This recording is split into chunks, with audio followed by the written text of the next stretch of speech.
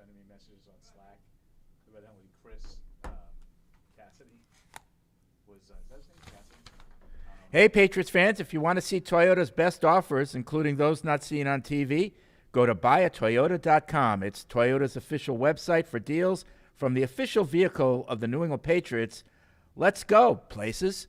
What's up, everybody? Matty here. Content of Patriots Unfiltered may not be suitable for all audiences. Listener discretion is advised. The world's original podcast. Welcome to Patriots Unfiltered. I don't think he did anything, quote unquote, dramatically wrong. Yeah, who among us haven't had a warrant for our arrest out? No, Rose Small has already rip. gotten it thrown at it. It's fine. Yeah. So what else we got? Who's to say you were got that. speeding? You losers. Yeah, I'm going to go with the Dolphins to cover, even though it pains me to do so. What's your problem with Miami? Well, I hate the Dolphins. They're in first place. Can't have that. They're not. And they're smelling themselves. If you're a pro bettor, this is a game that you fade and shelf. I was thinking that Can you exact talk same that thing. through? Like, what does that You mean? fade the game, meaning like you don't touch it. and you put it on the shelf. You wouldn't have heard of it. No, Because I just made it up. before my time. Yeah, no, I just made it up. With the spread, Fred 37, 26, and 1. How's my ass taste? Oh, Jesus. This is Patriots Unfiltered. Presented by Toyota's official website for deals, buyatoyota.com. All right, it is Tuesday here at Gillette Stadium, and it's Deuce, it's Tamara, Paul, myself, Matt in the booth. A little different Tuesday than normal here at Gillette Stadium.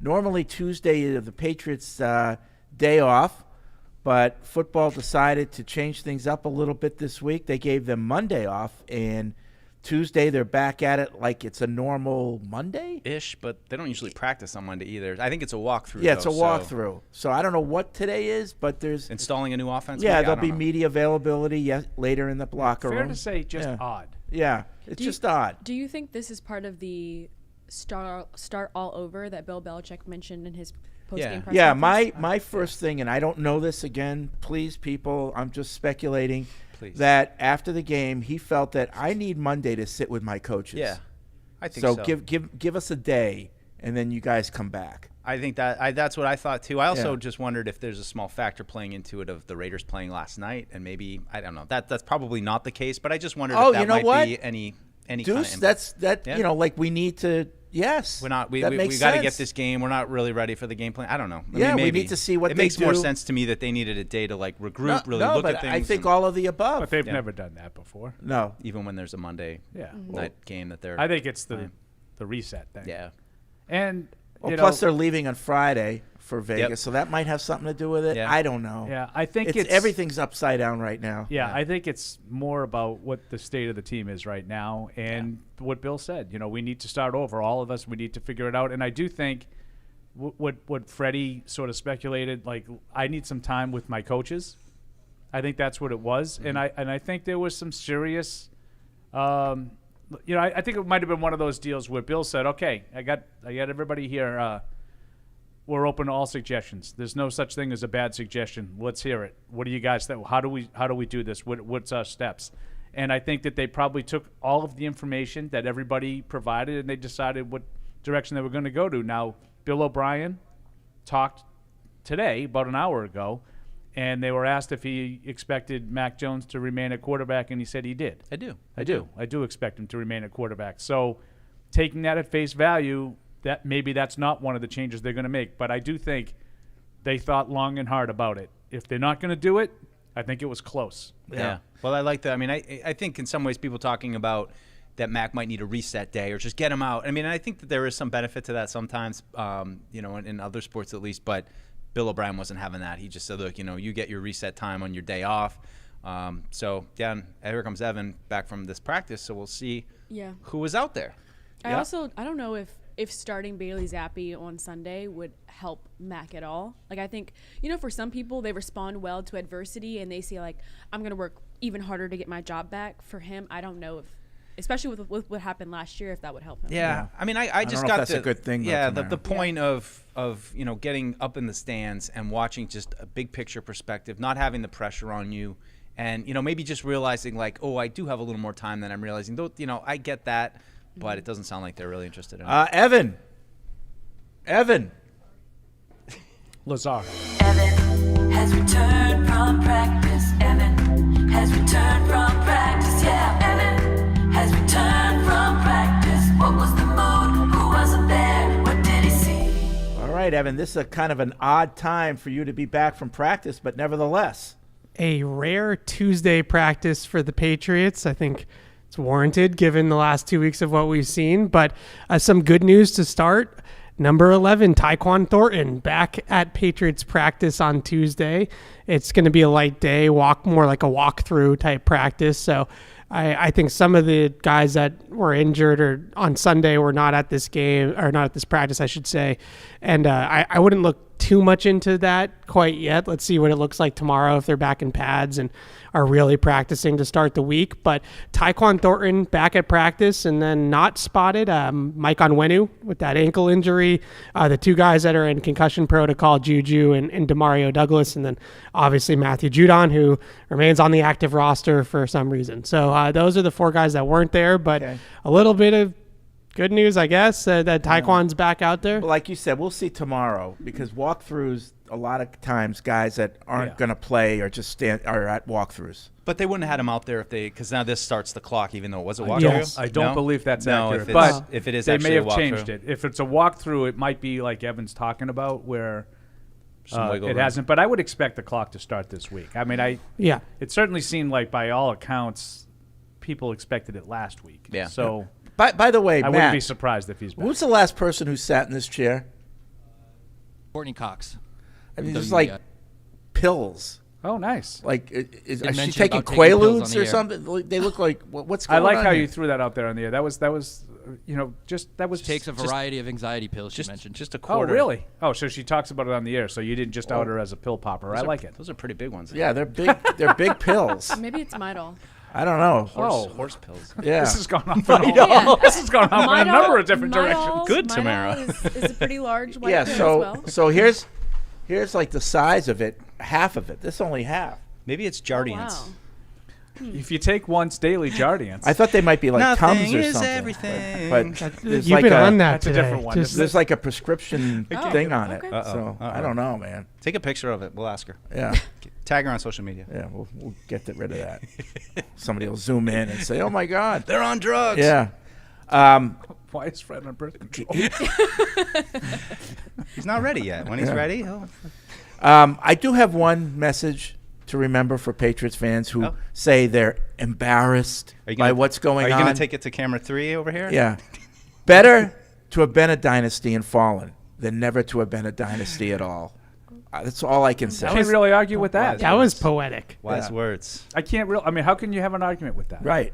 So just remember, you've All seen great dynasties You've fall. seen right. The You've seen some Romans. pretty good times. The Right Mongolians. now, maybe this is the exact opposite, but it'll get better, and Sparta. Well, this is, I mean, it's interesting. It's new. It's I don't want to say a struggle, but, it's a whole new perspective. And I feel like, for our jobs, if you can do it now, you can do it anytime. Like, when everything's kind of up against you at this point in the season. And hopefully things will turn around. There'll be some positives to, but you also just want to, produce content that doesn't sound like you're like, hey, isn't everything great still? You got to we read have the room. As always, we need And- to be honest, Yeah. balanced, and fair. Like on this. I on led this my show. notes this week. I just posted this morning with the notion of trying to find a way to start over. Like Bill. What does that mean? Like Bill said, what does that really entail? And I'll be the first to tell you, as I said Sunday, I don't have any idea. Yeah. But I just threw a couple of things out there. The fans not taking it well. I would love to Go away with that nonsense. I would love to tap into maybe a Golden State Warrior fan or a Laker fan, but I feel like, is it different in the NBA when you kind of they're more individual player fans too? Yeah, Yeah. maybe. It's when the Not Lakers around lose. here. The Celtics are the dynasty, just so you know. Fair. We didn't win half of our titles when we were playing for somebody else, like the Lakers did. Yeah. Yeah. Let's not go there. I just think the thing Celtics have the dynasty. The thing that's hard about it is just that there's so many things to point the finger at Yep. that you just kind of get in conversations or arguments with, well, I'm pointing the finger at Mac. Well, I'm pointing the finger at Bill. Well, I'm pointing the finger at the offensive line. Well, I'm pointing the finger wanna at know the what the lack of worst part stuff. is? And around and They're around all we go. right. I know, Yeah. and they are all Yeah. right, but it's like you never really get anywhere because you just kind of go around in circles and say, yeah, it's all been basically terrible right now, and there's not really one thing or even really one player at this particular moment to trump it. But 13 games left, so. I like how you brought that up because, when I think of starting over, I think you have to do that when you have all three phases playing horribly. It's like special teams. It's like you can't even say that they played well. You have high snaps, low snaps, bad punts, missed field goals. There's nothing complimentary about this team right now. And it's who can bring a spark? That's what I'm kind of just waiting for right now is could somebody step up and bring a spark? I'm not expecting anyone to really do it, but there's a void right now, with Judon out and Gonzalez we saw last week. I mean, they had, 2 sacks. One was basically a blown block. The other was, they blitzed Miles Bryant off the edge and he eventually got to him. So, no pressure. It's just who's going to step up and make a statement? Some kind of game. Is it Ramondre Stevenson? Paul was talking a little bit about him before the show.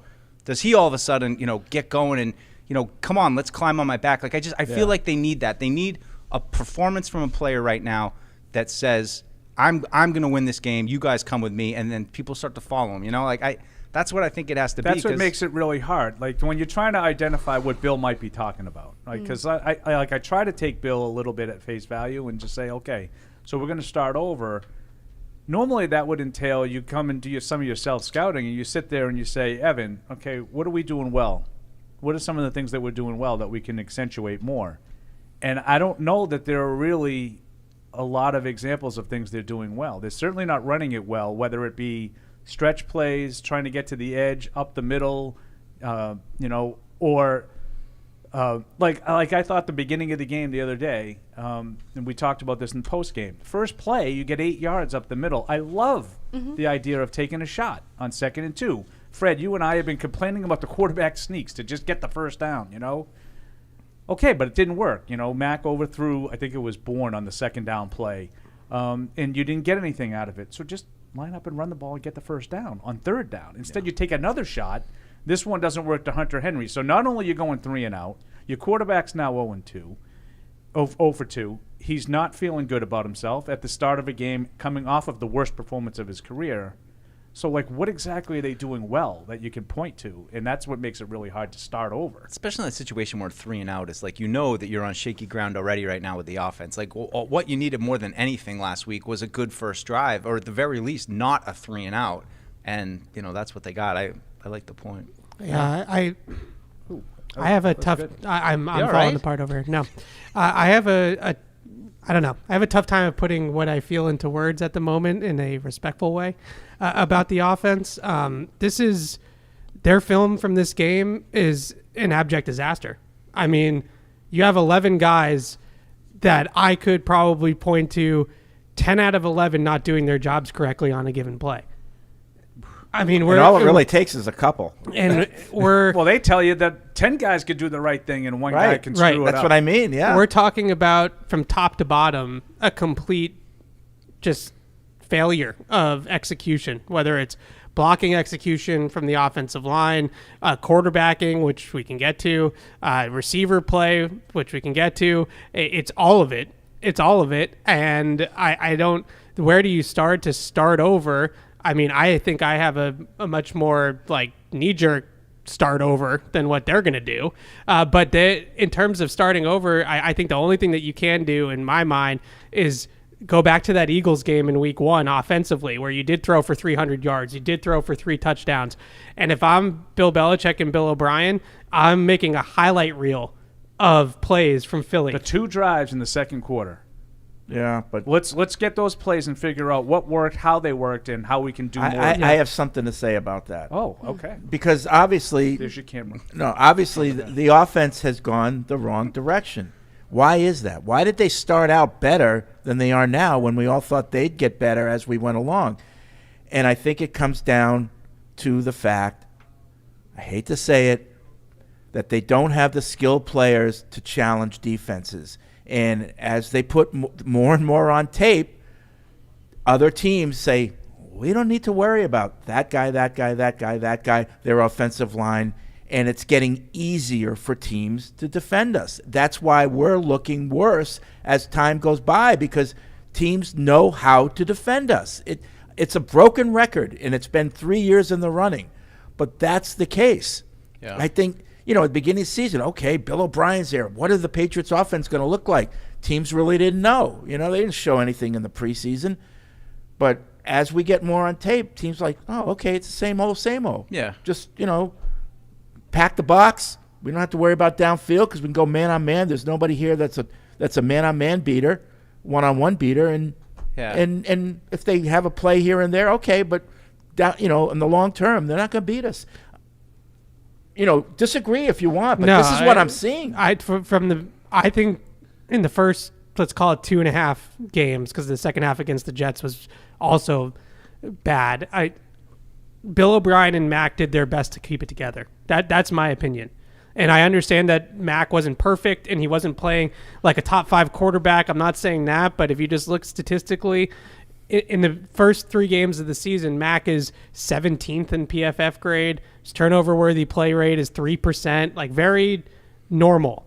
Now he's PFF's worst-graded passer, 30 grade. So he went from 70 to 30. We went from a 3% turnover-worthy play rate to a 14% turnover-worthy play rate. So he held it together for 2.5 games. And I think with O'Brien's help, obviously. And I think what's so telling about it all is that it all came apart in 5 weeks. It took 5 weeks for it all to just completely crumble. And looking back at those first couple of games, I don't think Mac was perfect. I don't think he was playing like Patrick Mahomes or anything like that, but I think he was playing good ball, like decent football. And now he's playing disastrous football. And with the quarterback coming apart, now the whole thing is completely unraveling. I have a tough time with it from from the top down. No, blaming it on a player level to me is like when a company fails and you blame mid-level management. Yeah. Right, where you're pointing at the Mike Dussaults of the world, thank you, Supervisor Mike, and saying it's his fault that we're going bankrupt. Right. It's not his fault. It's not Mike's fault. It's the CEO's fault. Yeah, when there's such a failure, I hate to use that word, but you have to, across the board, you got to look above. Yeah. You got to look above. I mean, it's right. Something's not getting through to everybody. It's not just one or two guys.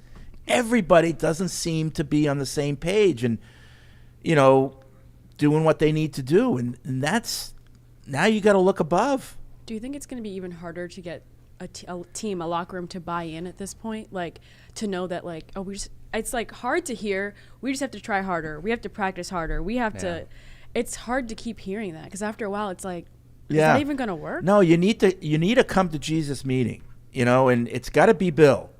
And it's everybody in the room, not, defense over here, everybody, and say, guys, who wants to be here? Who cares? I need people who care. We're in this together. We suck right now, but we can be better. But we all have to want to do it and be on the same page and trust each other and be accountable for yourself. And you got to have that type of meeting, and then you come out of that with just a single purpose. Because right now, it's all over the place. It's all over the place. I don't know how, and they're going to roll Mac back out there on Sunday. It sounds like that's what Bill O'Brien told us this morning. I don't know how. I mean, in terms of the confidence of the entire team, not just the offense, but the confidence of the entire team, it is very apparent to me that nobody in that locker room is believing in the quarterback right now. Yeah. And that starts with right after the game, David Andrews, well, what went wrong? Turning the ball over. Well, who's turning the ball over? Right. David Andrews isn't turning the ball over, and you can't blame it on Pop Douglas or Zeke Elliott fumbling anymore. There's one guy that's turning the ball over. So when David Andrews comes up to the podium and Hunter Henry comes up to the podium and says, what's killing us? Turnovers. Who's turning the ball over? And then you look at the pick six, and I know it's gone around Twitter a little bit. The body language of the entire offense on the pick six is are you kidding me? Yeah. We just talked about this for 2 straight weeks that we can't turn the ball over. We can't turn it over. We can't turn it over. And the second drive of the game, it's a pick six. Yeah. And Hunter Henry is standing there, palms up. Yeah. I'm open. Throw me the damn ball. And Tyrann Mathieu running the other way. And that is run the dang ball. that's just Whoa. What was that? blew my eardrums out. And I would say too the impact on the defense, who comes out, forces 2 punts, and then they look up at the scoreboard and they're down 7-0. And I watch mostly just the defense back, but. And they're fine. Like nobody's making plays though, and it's just you can just feel them be competing. They were competing. And I'm a little critical of the defense, and I admit that. No, but you're right. I don't think they have Fred's old thing. They have no hope. They have to get belief from what's going on in the other areas of the game. And I don't think the defense was great to start the game, but they found a way to force 2 punts. Now they got a lot of help, but they found a way to force 2 punts on the first 2 drives. And then they get a pick 6. So now they come back on the field. The next time they come back on the field, they're trailing 7-0. They haven't allowed a scoring drive. Yeah. And what happened? Yeah. Touchdown. Big plays. Yeah. Big the plays next 2 times happen. they're on the field. Because, and I'm not putting this on the defense. I'm saying it's hard to play that way when you're not getting anything from the to offense. have any belief that that the other side is going to do something. And I want to go to what Evan said too, just about how the offense was looking with Hunter Henry with his palms up. When Mac Jones went to the sideline, nobody on the offense went over to cheer him up. It was Dietrich Wise who went over and had a few words with him. Yeah. And it's sad to see no one came over to him. See, this for is the thing that I wonder I about. I want Dietrich Wise in my foxhole. No, me too. No, me He's too. Yeah. But you guys know, I always find it more fascinating, this kind of stuff. I'm more into the soap opera, and sometimes in the off season, people get on me for that because, let's face it, we don't know what they know football wise. No offense. None taken. Well, so it's to me right it's now, more interesting and more just so more important to sort of how are they all fitting together? The people it's like stuff, when we talk about the picks in games, and I talk about the spot. It's not about the X's and O's. It's about that team had to go across the country and they do this and they did that, and those are the kinds of the external factors. And I think right now there's a lot of that going on in the locker room. And I listened to Bert Breer, and I don't think Bert Breer is the end all be all either. Okay, I like Bert, but he works hard. He works hard. Let's face it, not everything he reports is accurate. Nope. He writes a lot of this kind of stuff that I'm interested in. He talked about the defense has been on Mac Jones in practice for consistently making these kinds of reckless plays. Interesting. This was last week, heading into this game, saying you can't make that play. That's the kind of play that's going to be an interception in the game. And then he comes out and, instead of taking the sack on the 3rd and 6 on the second drive, he tries to just get rid of it and throws it recklessly into trouble, and it ends up in the worst possible result. And I think the defense is what are we doing? Yeah. So I understand why David Andrews and Hunter Henry are acting assuming like that report is accurate. Shouldn't it be Bill O'Brien on his butt about that? And are they babying him? That's a little? another part of sort of the soap opera, I think Zoe it's was all- talking about. But but I think in some ways, and I don't want to say it worse, but it's more impactful. I feel when the defense is in your face. I mean, you'd hear that stuff a lot of how competitive things would be between Brady and the old defense. About how they push each other and all that. But I think the defense is probably sick of it. And every time they're getting a pick in practice, they're like, "This is what's happening." This is their chance to then rub it in his face a little bit. I mean, Bill O'Brien's got to do it, and that's, of course, corrections that are being made after practice. But it's interesting to me just that the defense. Well, and that was another part of the soap opera was Zoe was talking about during the game. There was a time where evidently O'Brien, we can't see this from our perch, but O'Brien sort of had his head in his hands. Yeah, there's a picture of double it. face. Belichick has got his. Bill was consoling him? Yeah, Yeah. Bill Belichick was gonna be seemingly okay. consoling Bill O'Brien. Mac is there. Zappy's over there. Mac and Zappy seem to have no interaction whatsoever. And at the same time, the players are these are the same mistakes. He keeps making the same mistakes. And then, again, not knowing if all of this is true or not. It's all just anecdotal from afar. Then after the game, there's an anonymous quote to whatever, was it Fox Sports? Henry. Yeah. With Henry McKenna, who ascribes something to, ostensibly someone in Mac's camp who says, what do you think we're going to do? You can't make garbage taste You can't good. make garbage taste good if But- you're the cook. Okay, And, but how do you also- think that goes over? Yeah, but- it doesn't matter if it's not true. It's Yeah. out there. Yeah. Mentally, this team is fried right now. Yeah. I also don't like that quote because I'm you're I acting hate like the the cook quote. is doing well. Right. You're right now. He looks like a cook in training, not a chef. Yeah. Not a 5-star Okay, restaurant but chef. so like So in it's like- Mac's defense, because we're ripping Mac a lot and rightfully so. No, I'm but- ripping everybody. But in Mac's defense, this is abhorrent. Like they can't block anybody. Yeah. Yes. The routes are horrible. That's why I said I'm ripping The everybody. guy that they brought in to replace Jacoby Myers is toast. Like I don't want to see Juju on the field anymore. Nope. He's horrible. No, but that Like- all you said is true. Everything's but true. As the quarterback, you can't be telling your camp. I'm I'm this telling you isn't- right now, and yeah. I this is no disrespect to Henry. I would be really, really shocked if that quote is true. Oh, then that's terrible. Wait a minute. That's Mm. terrible. You'd be shocked if the quote is true or if it came from someone that's truly in Mac's camp. Because I go to the latter. Yeah. Yes. Well, and it just Like, sounds there's no like way his agent said it, oh, right? one of Mac's buddies doesn't think everyone around Right. him is good enough. Someone, Like, okay, someone who thanks once for met that. someone who once met Mac Jones may have said. But I Right. mean, if he flat out made up the quote, that's really No, I'm not saying that because I'm not trying to like disrespect Henry like that. But as somebody that has tried to get into Mac Jones's ear, trust me when I tell you, his camp is extremely tight. Extremely tight. He's not on social media. He doesn't have a big friendship circle or circle of trust. It's like him. There's no Mr. Jones saying damn right. Yeah, it's his family, his parents. No and Sophie it's, anymore And either. it's I don't know about that, but it's a very very small nucleus of people that really talk to Mac and get access to Mac. Can we agree there wouldn't be any agent dumb enough to say something like that? So I can't imagine. I could imagine Mac's if he high thought he school was off roommate. the record. Okay. I just Okay. feel like Yeah. on some levels, I feel like all of the blame towards Mac is totally justified. He's playing like crap.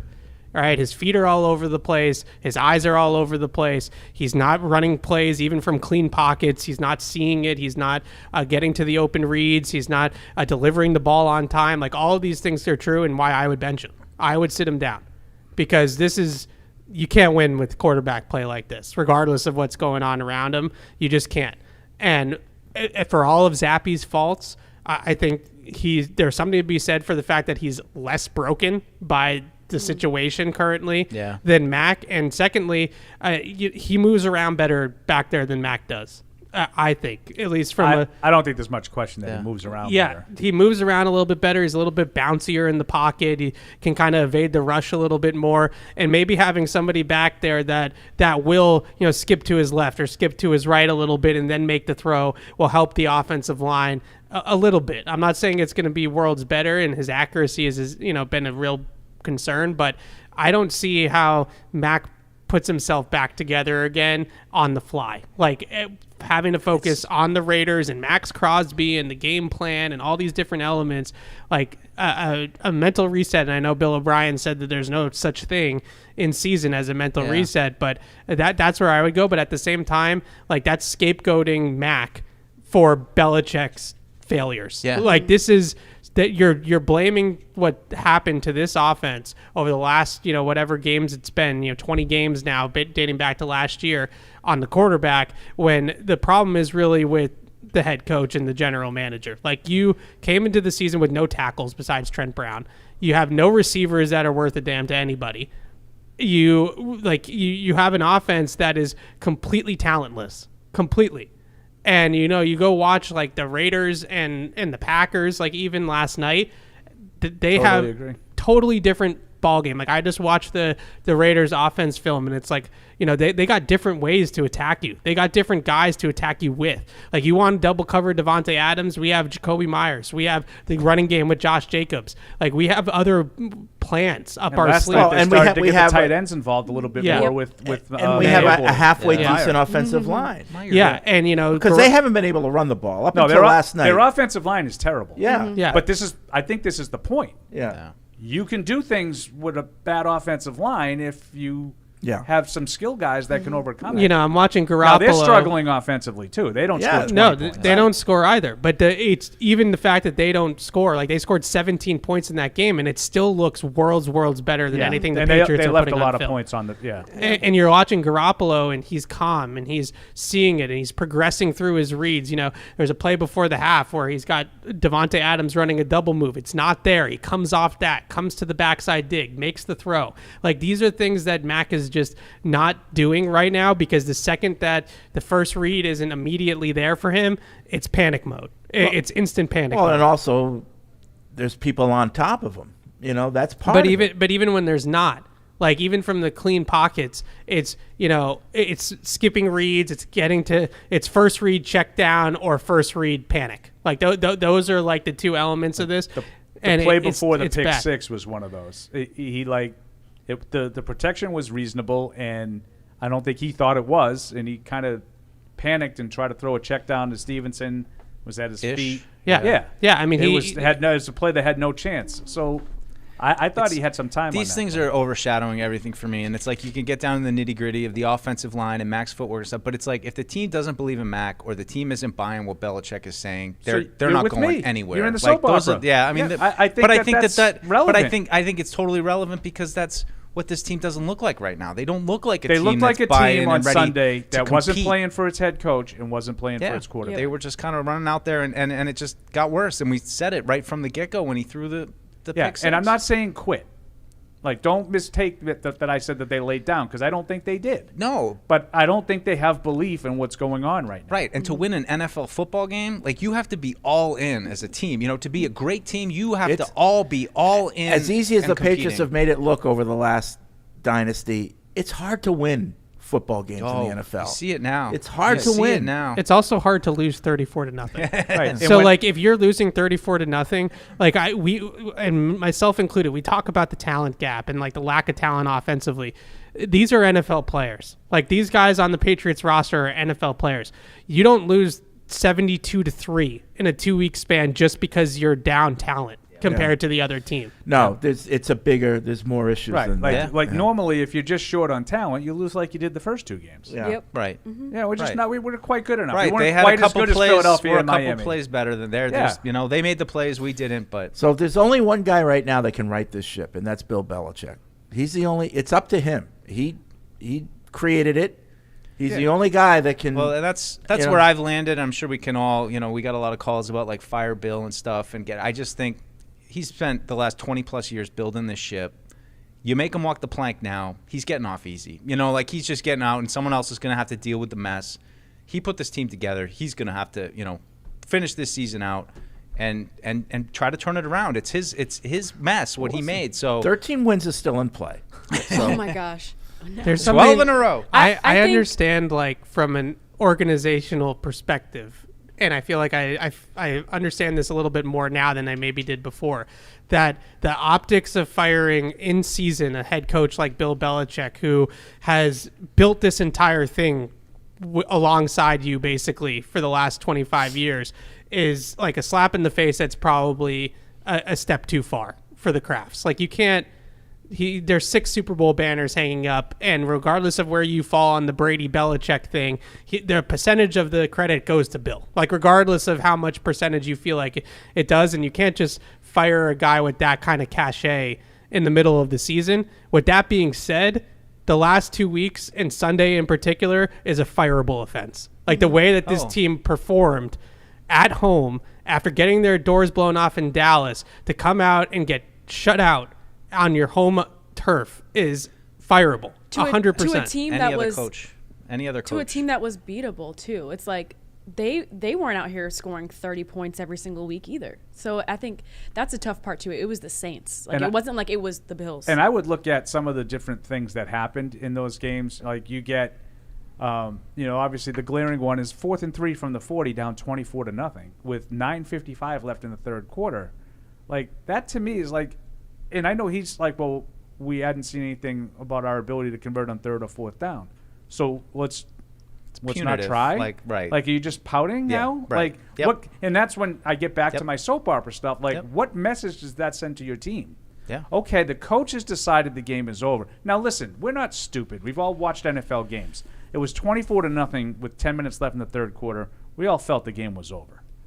Okay? So I'm not telling you that it was like the most egregious capitulation that I've ever seen, but to do that in a game is not normal. No, it felt more about you guys can't do it, so I'm not even going to try. If it's 4th and 3 from your own 25, by all means punt the ball. Yeah. But from the other team's 40, especially where you're trying to get something brewing. Even Right. if you've I'm lost the game, like, hey, see if I can get a drive maybe here and show we some pick up pride. a fourth down with a great play and we score a really nice touchdown, and we come out of this game saying it was terrible, but man, they went for it on that fourth down and they showed some fight there, and that would be the talking point. There's And now nothing you to- give the to do defense that a with. reason to take the field and say, "Hey, we just scored. Let's Yeah. get the ball back." Yeah. I don't think the defense is near the top of the problem list, right? But they forced 2 turnovers all year. Yep. Right? None last 2 3. takeaways. Yep. So, What was it? The Gonzalez pick, and what was the other one? Fumble. They first Yeah. a Marcus fumble. Jones Marcus recovered Jones. a fumble Yep. on Jalen Hurts. in Jalen the Hurts, first yeah. game. Jabril Peppers, your boy. Yeah. How did How'd you I forget that? Yeah, but Yeah. I 'Cause think it's the that last play he's made. that's the point. Is like Good, Paul. if you could point to you're combing through this tape, and if you could say, oh, like they did this consistently well, or they did that good, or they Yeah. did what, like a drive at the end of the game. It's garbage time. It doesn't matter, but at least you could look at that drive and say, hey, they strung like 6-7 plays consecutively together, and these are the plays, and this is what they can do well, and this is what they're leaning on here.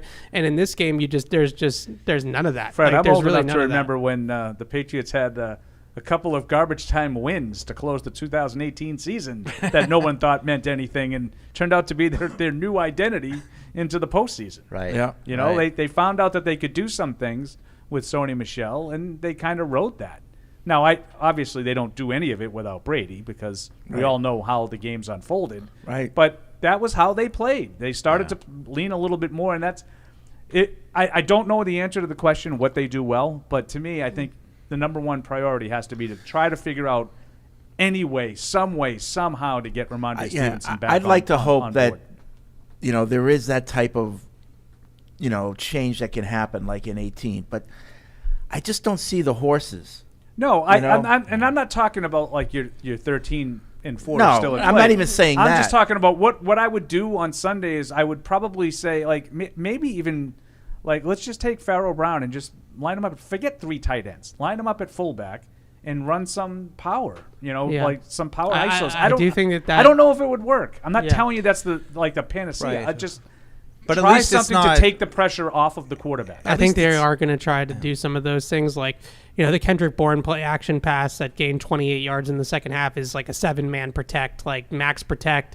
Let's keep all the tight ends in and let's just hold the fort. And it's a 2-man route combination, running the ball out of like fullback alignments or heavy personnel groupings, and just essentially simplifying it all the way down And to it, that. and that works at times. I remember, going back with Bledsoe when the O-line would be beat up. They'd leave that extra guy in, and they'd do max protect, and they'd have a semblance of an offense. They'd figure it out. Yeah, it just gives you less to kind of work with on the outside. With, It's because Drew was making No. it. But it just gives you less to kind of fake out and work with, and less options for Mac. It's kind of like it's all on Kendrick Bourne now. You got to get open on this one. So it's And the Raiders aren't. The Raiders are just okay. I mean, they're not good defensively, period, but they're just okay stopping the run. I thought the Packers had some success last night, just playing boring power football early on with A.J. Dillon. Yep. And I thought they had some drives. Now, they kept making mistakes. It was those 2 teams last night, I thought, looked close to being pretty good. But you see why they're kind of middling, because they keep making mistakes. Yeah. Oh, boy. Oh boy. Yeah. That's how it's like if they let the Raiders go out and score 30. Oh On jeez. Sunday. Oh Danny, no. The Raiders aren't going to score 30 Unless you by the Raiders. Yeah, unless you score some for them. But it But just, Jacoby Myers is probably going to throw a touchdown. yeah, that's they're going to at least let them try. Just so you know, they were really intent on a trick play last Oh night. yeah. They tried No, a couple. I saw that. Yeah. They had a Yep. pitch to Jacobs that he was going to throw it back to Jimmy, and I think it was Rasul Douglas. Made that- a great Yeah, he decision. smelled it So, out. so it was a good play by Jacobs not to throw it back, and then they had a flea flicker later Yeah. that Well, Josh Jimmy almost loves threw a the- pick. Josh loves the flea flickers. The Yeah. flea flickers And Jimmy- are and Jimmy every was late game with they it. they call a flea flicker. He will throw some. I mean, I think he's leading the league in picks, right? Jimmy G. Yeah. He threw a bad one. I actually That thought was a bad one. the one last night I thought was more on Jacoby, not to like, Oh, okay. not pointing fingers. That See? the guy that would be the much. They better made the player. right decision, Yeah, Evan. Definitely not See, we doing haven't that. thrown any picks with Juju's fault. Yeah, but yeah, I felt like Checkers. he drifted a little bit on the route, Oh and man, but that Jacoby thing. It's. I mean, it's going to fester this week, but like just You look good again I last mean, night, I'll say it's that. it's funny that guys like me and Evan and Brian Hines, Pat's pulpit, like all these, like, all right, like all of us who were like, no, I see it. They're going to split. Like all of us to a T are just like, what were we thinking? And now it's almost like this personnel decision is really one that I think is hanging around Bill right now. Can we all agree Well, we that had a guy who we drafted who was doing well, and we complained, why can't we develop wide receivers? Well, we were in the process of that. Yeah. Right. We And- can all agree that I was Yeah. anti the move, right? Yeah. Oh, yeah. But So was I. But I just thought there was no real difference between the Yeah. players, and why Yeah, not yeah. stick with the guy, as Fred said, that you developed and that I had a relationship with Mac. It wasn't like, oh no, Myers is way better than No, I didn't no. think that. I thought they were kind of the same guy. Yeah. They're not. They're definitely not. And I mean, it was staring you right there in the face. And, I still feel bad. Like, I never felt it was disrespectful to Jacoby, but it just wasn't truly valuing what he was. And I mean, and I said it a couple times as well. He was always productive with whichever quarterback you put him with. He was productive with Cam Newton. Well, and that is for a He team even found that, a way right. to get in Brady's circle at the very end. That's a really good point. and for a team that's just like, we don't really know what the quarterbacks is. It's like, you need those guys who are, look, even whatever happens with Mac, we know we can count on Jacoby Yeah. Myers is Plus- going to be a plus solid when- 2-3. I know that's a negative thing around here, but you Plus, don't even have that when we now. lost Myers, it was a double whammy. Not only did we lose one of our best receivers, we lost one of our best listeners and his father. I hope he still listens just because Right. he knows our analysis is top flight. But Yeah. I mean, it's just a really, really hard move to reconcile in what this team needs, and and also just a tough sell for Bill, as Jacoby was such a model player of an undrafted guy. I think his who- speaking out had something to do with him Part of the not problem. being here. Yeah. That's part of the But problem. I'm like, for Mac Jones, he really needed him, so I'm like, you would have just had to get over that. Because For- I mean, for this what? year, Right. For when- calling the offense like bad, like Yeah. calling out a terrible offense, like imagine this year, Mac having him, like, knowing that he would be there. Okay, if my first read isn't there, Jacoby will be there. Like, that would have helped out. And, a and ton. Max, how many times did he say last year, like, oh, he's my best friend on the team? Like, he's my, I hope I'm playing with him for a long time. I remember that quote specifically. Yeah. And, it's just another little thing that didn't set Mac Jones up He's for just success so this year. Jacoby looks so at home playing next to Devontae Adams. Yeah. Like that's like where he belongs, is the number 2 to a guy like Devontae Adams, and he's on pace for 1,100 yards. 1,100 yards this year, and he also just looks like his body language. He like I'm in an offense with McDaniels and Yeah. Devontae He feels Adams. and, reinvigorated, like yeah. it looks. He He's got some looks swag like he's, to him. I hate Yeah. that, I hate No, that term, I but he hear just ya. looks like a pro. No, he looks now, like an and- NFL receiver Yep, who he sure who does. produces. Yep. Yeah. Yep. Yeah. That makes I noticed Does the have a same thing swagger last night. after Yeah, that I saw touchdown when that. he went to the bench. Yeah. I noticed He the gave same a little thing. Richard Seymour. Yeah. Little shoulder. Yeah. I noticed that. That Yep. weirdly Yep. makes me wonder what it would be like if Mac had Josh and Jacoby, like both, still. Oh, Yeah. I like stand outside Josh McDaniels' window at the boombox. Like, please come home. In your playbook by But Peter Gabriel. it's But he needs to bring back Jacoby. Like, Josh would have to bring back Just Jacoby. so you know, Josh and and Jakob. Myers And Jakob looked Johnson. like this Jakob. after Both. the bye. Love it. Rookie year. Bring Yeah. both. Love it. Bring Yeah. both back. they just they have a with the Raiders, it's a similar thing with like the quarterback. Like Jimmy Garoppolo is not a gunslinger back there either. He doesn't move well. Like doesn't handle pressure well. But they get him those like intermediate in-breaking routes and rhythm, and he's able to still just stand there and make some throws. Like it's just Yeah, Garoppolo is the perfect West Coast operator. I know that the West Coast offense is kind of out of vogue now, but that's what he's built for. Like quick release, in rhythm, accurate in the short to mid passes. Like he's perfect for that. Yeah. And when he was at his best that short time when he was with the Patriots in that game in Miami where he got hurt, up to that point it was all quick Yeah. release. He was perfect in that game.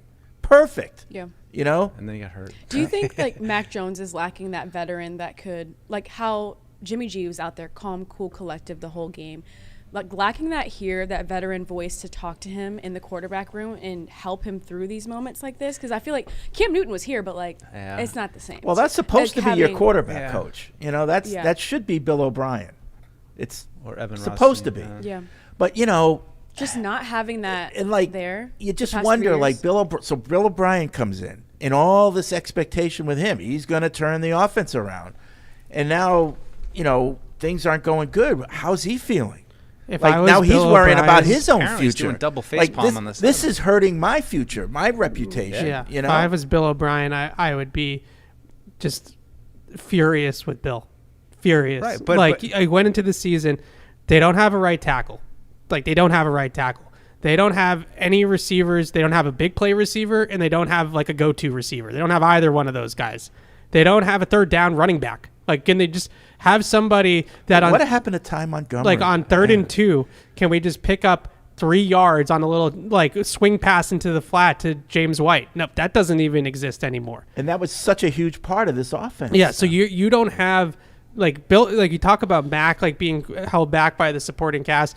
Bill O'Brien has got like 2 hands tied behind his back, and he's trying to make water out of wine. I mean, or It's whatever. just, well, the it saying just is. makes me wonder if he's been watching the slow motion car crash since he got here in the spring and was like the draft, and he saw, he saw what free I'm just trying to agency- like be like calm about. He this looked whole at the thing, offensive right? line after free agency. He looked at Yeah. the defense after the draft and said, "Hey, how about a little something? How about a little something for me?" And I mean, it's got to be building. It can't be got to the season and was like all of a sudden realized, oh God, we have no players. we That's gave why- you City Sal. That's No. why I brought up that 4th down play when Evan said, like this is, a lot of this is Bill's making. Like that's why I worry about the mentality of the team, the players themselves. Yeah. Is everybody pulling in the same direction right now, or is there a lot of confusion? Like, this is really the offensive line he thought was what was going to put us in a position to be able to be successful?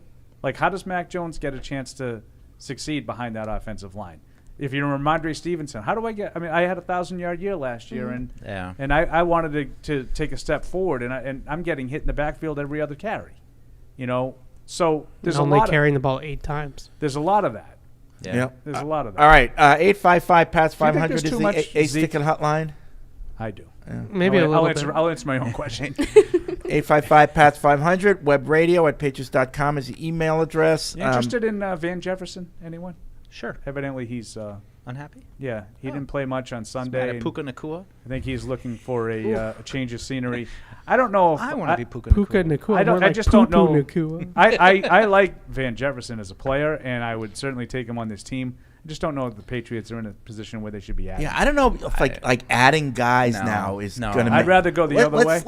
Let's get what we have going, what we have on the team. I would add guys like No, how about we trade Kendrick Bourne to them and they give us Van Jefferson back? Yeah. Take that. Yeah. Just as long as we're I- not giving I'm up not- I'm high not- round draft I'm picks not for sure guys the Rams that, would, but Yeah. I don't know, like the high round draft picks thing though. Like, if you think you're going to be picking in the top 5, then obviously you're not trading your first round pick. But at the same time, like they just need good players, and like to just like count on it all coming in the draft is going to be a bad way to but go. Van Jefferson, I don't think would garner like a high. No, pick. the only No. I'm not talking. I'm more like talking about like the Jerry Judys of the world. Like if those guys are truly available, but like at the same time, I am just out on Bill making personnel decisions at this point for this team. So like if they're gonna like trade for guys or whatever that is gonna mortgage the future, like I don't want him doing that. Like if I'm Kraft, I'm saying to him like let's play out the string here and let's like hope it gets better. But we're not gonna trade a second round pick that might be like the 35th pick in the draft for Jerry Jeudy just to like have you save face. Right. We're To not that- doing that. Yeah. To that point, if the Patriots continue down this road, just not winning any more games, and they're like, okay, Bill, you can stay, but somebody else is going to be GM. Do you think you'd do it? No, and I have no interest in that. I got to be honest because Me I neither. think that's dysfunctional. Yeah. I don't think that works. I heard my boys talking about that I think they were talking about it on early First in the Take week. too. It doesn't work, and you can't have when a you guy say it who's- doesn't work at all on any team, or No, just no, no. because of Bill? because of Bill. Yeah, okay. Because he's been doing it for No, 25 okay, years. no, that's fair. So then if And I don't want him coaching those guys. yeah, so then if you close the chapter with Don't Bill, want him would you want coaching. a separation that have a higher GM and then also hire a new head coach? I think so, It unless depends. unless there's somebody available as a head coach who's just really earned the right to run everything. Right. I don't see who that would be, though. Yeah, my guess is it would be a tandem of some sort, Yeah. but I'm not interested in only half of Bill. I know a lot of other people think that's the be all end all. I don't want Bill coaching these offensive players. If Yeah. you're going to have an upgrade in talent, I don't want his mentality seeping into it. I mean, are we all in agreement, though, and I think that we are, that we do not want once Belichick leaves, we want to put a period on the Belichick period and not try to keep some of the Belichick system and some of the guys that are it'll around. be up to whoever comes in. I'm with you. I want a new Yeah. fresh start. Yeah, I actually want to start all over, like a real start. I don't know. Like, you really don't know what's going on. But like, if another person comes in and says, "No, I want to keep this person," who? I'll throw Steve Belichick out there. Not interested. No. The only guy that I would keep from this current staff, other than I really like Covington. I like Pellegrino. Yeah. If you want to keep Gerard Mayo as the defensive coordinator and actually give him the title of defensive If coordinator, something like that, I want, sure. I want to cut because I want to cut away from. I think Mike is right. I want to put a period on the Bill Belichick period. Like that era's over. Yeah. And I want to cut now. To your point, Fred, if a guy has a relationship with Gerard Mayo or even Bill O'Brien, I don't, whatever. I'm not going to tell you I hate it, but I don't want the direct tie to Belichick. Well, plus you don't want to start off because the it's bat. not fair, and that's not a shot at Belichick. It's more like I just want sort of a clean slate. I know, but you hire the new guy, you're going to trust him now, and he says, I'd like to keep so. You can't keep him. Like, that doesn't seem right. Like, if he feels like this guy can help him, give him what he thinks that can help him. But I think just by asking the question, you're already cutting off at the pass. What I'm kind of getting at, you're giving this guy the choice to keep people, and if he really wants to keep Steve Belichick, all right. But I just don't want to see, especially like the extreme would be, let's put Bill up. Bill's going to go upstairs, and he's going to be in a football advisor role, and then we're going to put Gerard in the head coaching seat, and Steve's going to be the defensive. I don't think anybody wants to sign up for let's just kind of shuffle the chairs a little bit. Well, Bill didn't want that in the Jets. I mean, that's what they were going to do with Parcells. He was going to be kind of advisor, and Bill says, "I'm not working in his shadow. I'm not doing that. I don't mind Gerard Mayo if you want to, because the defense still plays hard. They still play on a string. I still think they're innovative to an extent on defense. So if Gerard Mayo, Mike Pellegrino, DeMarcus Covington, if those guys stick around and Gerard's the DC, and then you have an offensive minded head coach, that's all well and good. The offensive coaching staff, some of those guys, quite frankly, I would think about moving on from right now. I don't know what Adrian Clem is really doing with that group. It's one thing to just put it all on injuries and say, oh, well, he hasn't had the best talent and he's had all these guys injured. Guys aren't getting better he's had. But my only point is we don't know who the next Dante Scarnecchia could be on this staff. I mean, Dante Scarnecchia survived many, many regimes because each one saw the value in him. Yeah, I get your that's point. fair. No, that's I fair. get your point. I would rather have it not be a tie to Belichick. That's all I'm saying. I just wish for their sake, not not a shot at Bill. I know Bill's greatness. I think goes. I don't think we have to spout his resume. But and I think too, we've all seen that when head coaches come from here and try to take that and be that somewhere else, that it doesn't work. Let him. He did it. It was him. Now let's have a new kind of regime here. And if there's some leftovers, that's fine. But I think everybody. I'd be curious if there are people out there that are like, well, we have to maintain some kind of connection to that. I don't. No, I don't you know. don't need that. You don't have to have it. I'm just saying. Yeah. Let's let the guy. No, and you don't want to throw the baby out with. You don't want to throw the baby out with the bathwater. To your point, if DeMarcus Covington is one of the hottest up and coming coaches in the league, and everybody's aware of that, and I don't think anyone would say that that the defensive line has been a disaster. So I get what you're saying. I just wish that when they had hired O'Brien, they hired a new offensive line coach because they fired the last, Patricia was one and the same. So they had an opening there, and then they let him bring the tight ends coach, Will Long. Yep. But other than that, the offensive staff is the same as it was last year. And what would have happened with these receivers, as much as you can talk about the talent, if Keenan McCardell was in that spot instead of Troy Brown, or Sean Jefferson was in that spot? Yeah. Would that group be better? Would that group be different? I think it's more about being different than it is necessarily even being better. It's just a different coach, a different voice, a different perspective. That room has been bad now under Troy Brown for multiple seasons. And we just keep on spinning the wheels with it. And I just wish that they had hired from out of house to replace wide receiver coach. And if you remember, Evan brings those two names up specifically because they interviewed. Yeah. Way back when the whole press release about changes will be made, and Bill Yep. O'Brien had yet to sort of officially shake free and all that. I think they talked to both of those guys, right? Yep. All right, let's turn it to the listeners. 855-PATS-500 is the Ace Ticket hotline. We'll start with Todd, North Carolina. What's up, Todd? You know, I listened on ESPN, and the guy, I think it was Green, he said that, you know, if anybody has the cachet to let Bill go in the middle of the year, it's Robert Kraft. He said, I've met him lots of times. You talk to him, he's just got the gravitas. He could do it. So you guys were talking about that earlier. So I think if anybody could release Bill in the middle of the season, it'd be Mr. Kraft. He could, Now, but he will not. Or Jerry Jones or is Jerry doing it. Jones, Totally right. or like 15 other owners. Yeah, in the he league. will Like, not do that. No. And I don't think he should. My one point right now is, do we want to fix this season and then perpetuate this cycle that we're in where we get a Midland draft pick up there? So- You know, we got lucky with this one. Yeah, I mean, We'll you're get a being Midland optimistic draft pick. about We getting a won't be able Midland to draft reset pick, it. but do we want to do that? Yeah, it's Yeah. a good question. Todd's point is a good one, and Yep, this thanks, is where Todd. I think Evan was sort of touching on when he doesn't deserve to be fired based on his resume in the middle of the season. But I could understand if you make that determination because you're worried that A, he's going to do things that aren't necessarily in the best long term for the team, and B, he's such a good coach that he is going to figure some of these things out, and you're going to win a couple of games that you maybe don't want to. Yeah. You know what I mean? Yeah. I know. Fred, the more important part for me is the first part. Yeah. Like, I don't want him trading a second-round pick, to your point, Mike, Yep. for Van Jefferson, Yeah. because, well, that might help me win more games and I can get closer to the record. That's not, like, and I understand, like, how is winning games and not in the best interest of your team? That's an example. Like, I also you're would giving just, away like- assets potentially Yeah. for a short-term game that's not really going to be of value. And if the like organization's like standpoint is that we're gonna basically quiet tank because they're not gonna ever full on, QT. but they're gonna quiet tank. That tells me that Bill is in on the quiet tank. And so when they get that top 5 draft pick next year and they draft Drake May, who's coaching Drake May?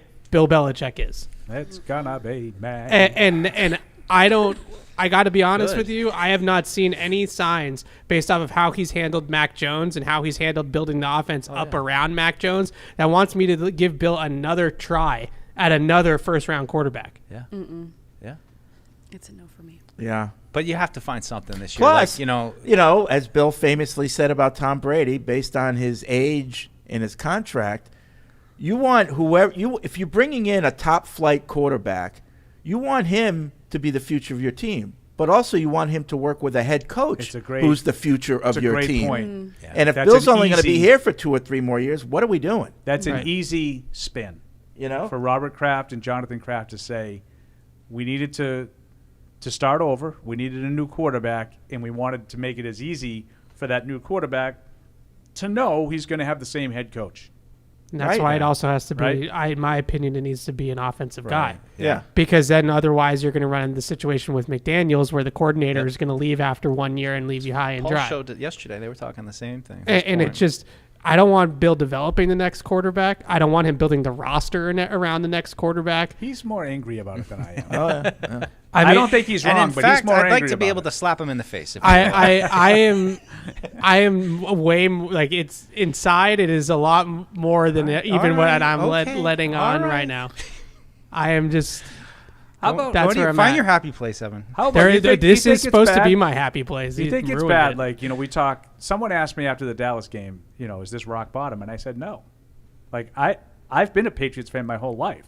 I've seen rock bottom. I mean, this ain't it. This 2-game stretch might have been the worst 2-game stretch, but the team, it can get worse. And I mean, ugly stories getting out to the press. No, and but I'm just talking about in general. Like, you can lose every week. I've seen Yeah, it. I yeah. went through a 1-15 season. Sure. Yeah, that's where I went, Fred, when I saw the Henry report. All the substance of it aside, but this is what happens when teams get Yeah. bad. Is And- they and that- start and taking that's- shots at each other, And that's part of things the really come get to bad. Jesus meeting, assuming it happens. You got to nip that stuff in the bud. Oh yeah.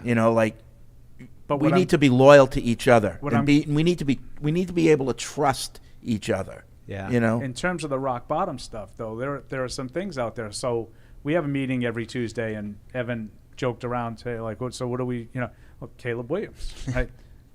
Do you guys know what Caleb Williams is talking about, like as a possibility of him not going in the draft? Just because he's count his going NIL money to make more money in his NIL money than he will as a rookie. Yeah, in LA. He's So probably he has a select few teams that he'd be willing to be drafted by, and the Patriots ain't one of them. Yeah. You want to talk about rock bottom? Ooh, Get the number 1 overall pick and have the guy not declare for the draft. Yeah. yeah.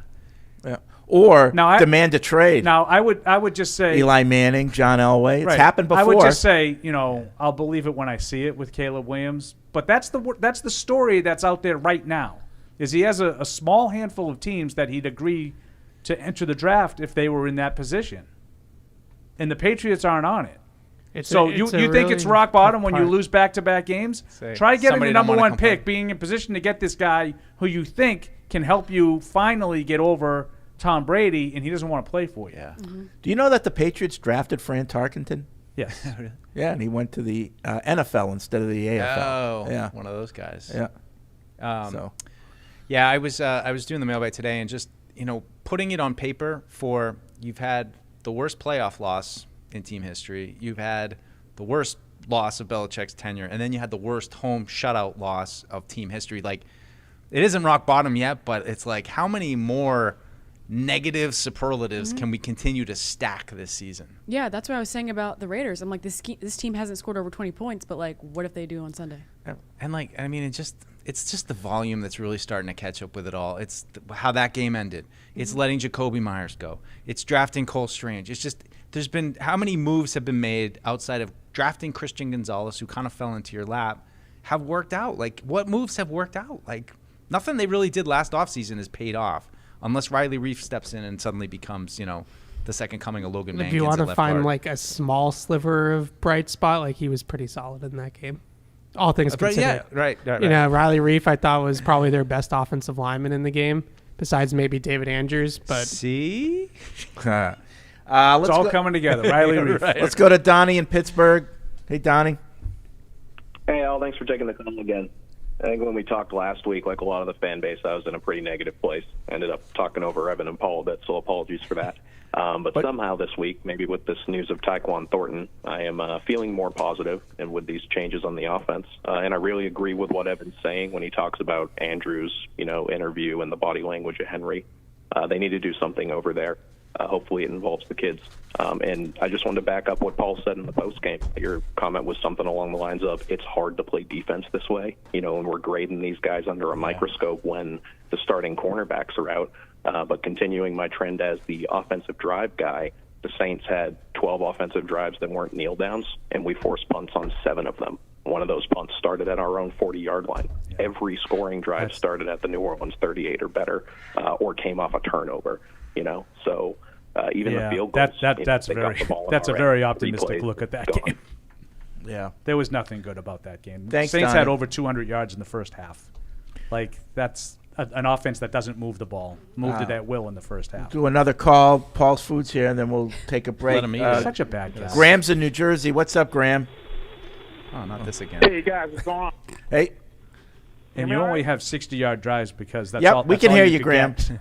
Even though Paul's great. continuing to talk. But So I wanted to talk about Mike Gesicki because he's a fellow Southern Region Jono. alumni, but this Toby Myers stuff really,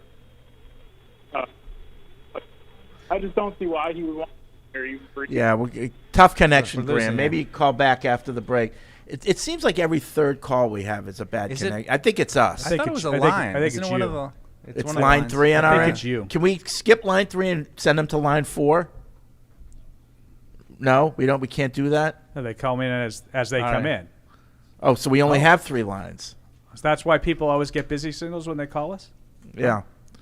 Okay. All right. Anyway, we'll take a break. Graham, Maybe maybe you to want to call arbitrarily back decide after how the many break. lines we have. Well, if we calls back now, it'll have to be on line 3 because the other 2 lines are taken. So Graham's in a tough spot. We'll be right back after this. Get in on the action with DraftKings, the official daily fantasy partner of the New England Patriots. New customers can download the DraftKings app now and play free for millions in prizes using code PATS. That's code PATS only at DraftKings. Minimum $5 deposit required. Eligibility restrictions apply. See DraftKings.com for details. Isn't it time to get exactly what you want? Welcome to Red Hot Deal Days from Verizon, where you get your pick of our best deals. Like My Plan, where you can pick the perks you want and save on every one. For limited time, bring your own phones to a Verizon store and you can get my plan for our best price ever. Get exactly what you want in your phone plan and only pay for what you need. Bring your phones to your Verizon store today and get my plan. These deals won't last. It's your Verizon. What's up, everybody? Maddie here. Instead of rubbing it in your faces with the highlight montage, trust me, it was not good this week.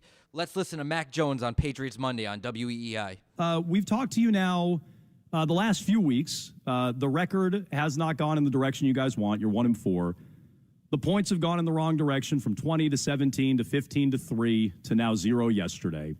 You've told us before it's going to get better. It has not. You said you're going to watch tape, and I'm sure you guys are, but that hasn't seemed to help either. Why should we and fans believe that things are going to get better? Yeah, I think the biggest thing is, just try and figure out the root cause to each of the issues, and that's playing better as a team, playing better for me as a quarterback, and we just didn't have the answers to the test yesterday, and you just got to move forward in this league. That's what it is. You can't look back. You got to move forward, and I'm not happy with anything. Nobody is, and it starts with me as the quarterback. So, Mac, you say there that you didn't have the answers to the test, and I believe in your appearance with the media after yesterday's game at the podium at one point you said something about not being ready to go, feeling like you're not ready. Is that an answer about the game plan going into these games? I think for us, like I always say, every game's different, and as a quarterback of the offense, I want to go out there and score on the opening drive, and it's frustrating when that doesn't happen. And like I said, you just want to find the root cause to why it's not happening, and then from there you have to problem solve and figure out, hey, what can we do better? What can I do better? Obviously, it's been a trend for a few years around here, and just has to be an improvement, and that'll really help us get off to a better start in the games. Mac, yesterday and then again today, Bill said that it's time to start over, that the plan was to sort of start over. Do you think it's time to start over for you personally? Do you think that starting over this season is something that's even feasible after 5 weeks and everything in the preseason, all that leading up? What does that sort of mean to you, and how do you plan to do that?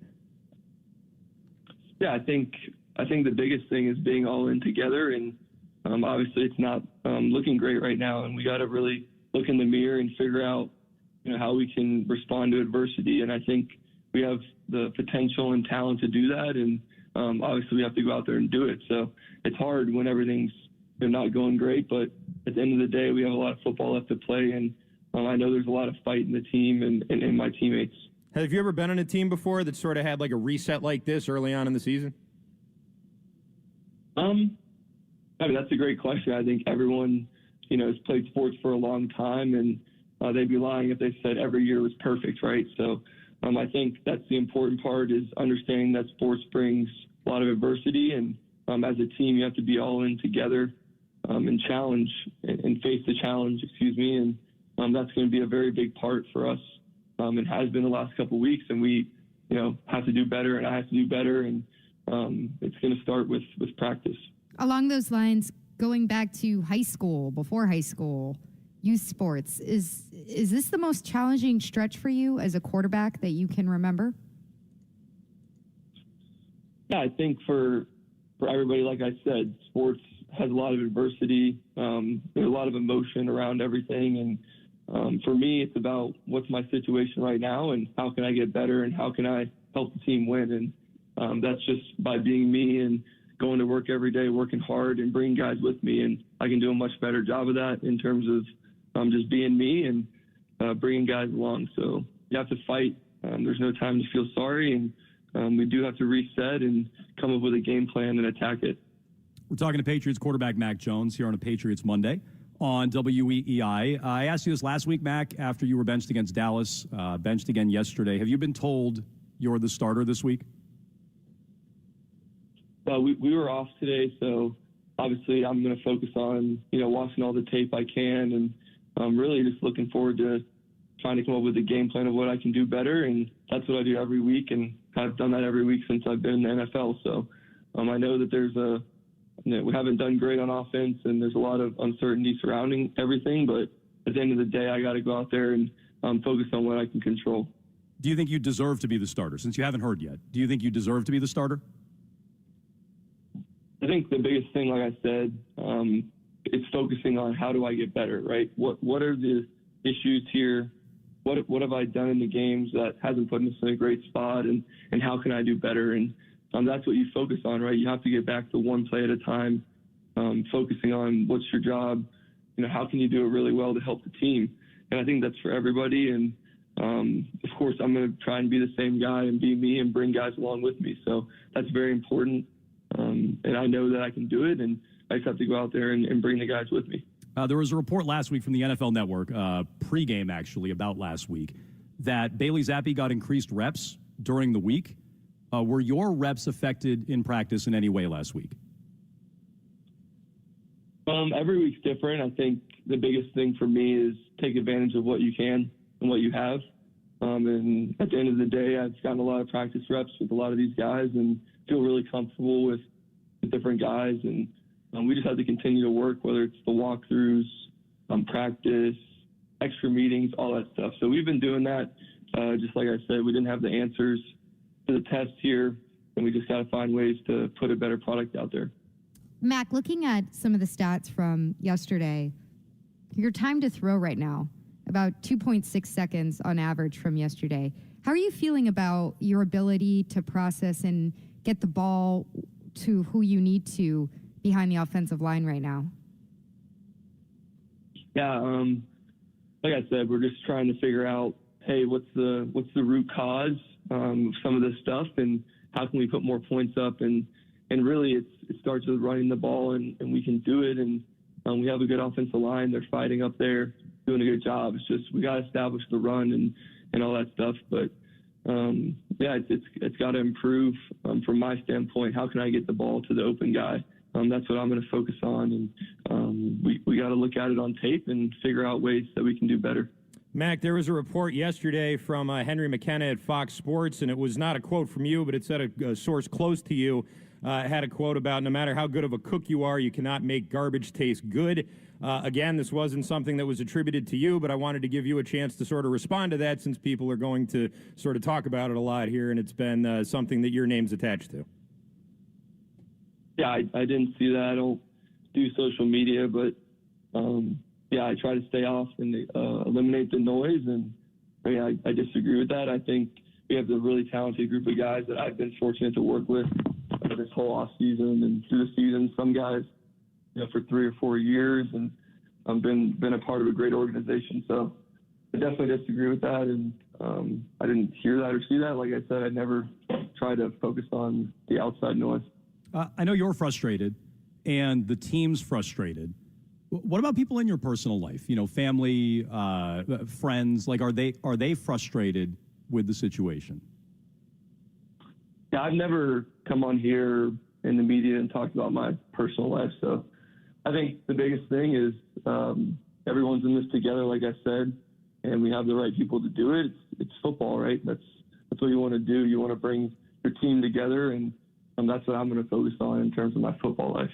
I believe it was Hunter Henry yesterday who, after the game, Max, said that mood in the locker room, it wasn't great, understandably. 2 back-to-back tough losses.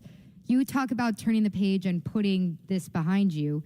Is that becoming more challenging now? And who do you guys look to in the locker room to try to figure out where to start on just burying these 2 weeks?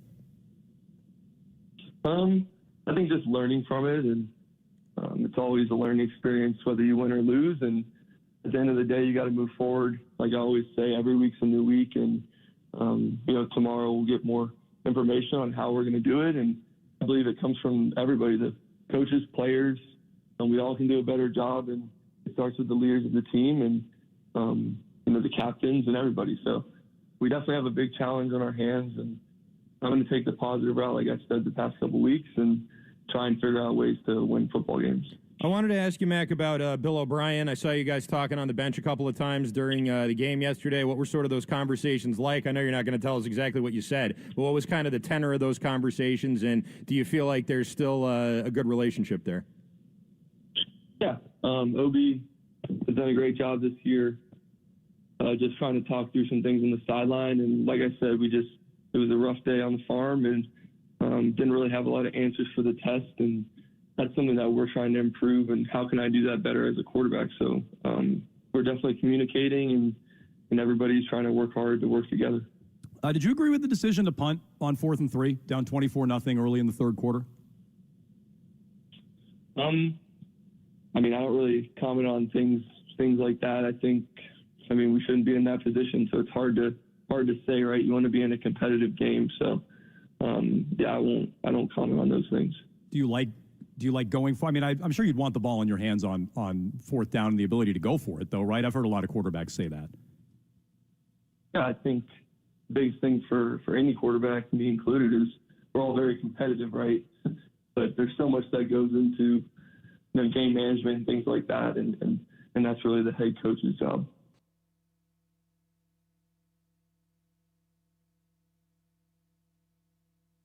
When someone accidentally threw away the school play costumes, Oh no. replacements were shipped with FedEx. And with picture proof of delivery, everyone could focus on the perfect opening night.